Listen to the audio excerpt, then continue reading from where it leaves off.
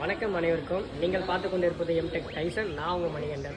So இந்த பதிவு எதுக்காக பார்த்தீங்கன்னா, ஒரு குயிக்கான ஷார்ட் சொல்லிடுறேன்.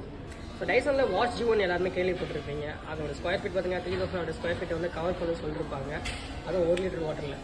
உண்மையாலுமே அதை கவர் பண்ணுமா இல்லை அவங்க சும்மா சொல்கிறாங்களான்றத இந்த அடுத்த வீடியோவில் வந்து அதுக்கான ஃபுல் வியூ வந்து நான் உங்களுக்கு போடுறேன். அது மட்டும் இல்லாமல் இதுக்கப்புறம் வரக்கூடிய எல்லா தகவலுக்கும் தெரிஞ்சுக்கொள்ள மறக்காமல் நம்ம சேனலை லைக் பண்ணுங்கள், கமெண்ட் பண்ணுங்கள், ஷேர் பண்ணுங்கள், மறக்காமல் ஃபாலோ பண்ணுங்கள்.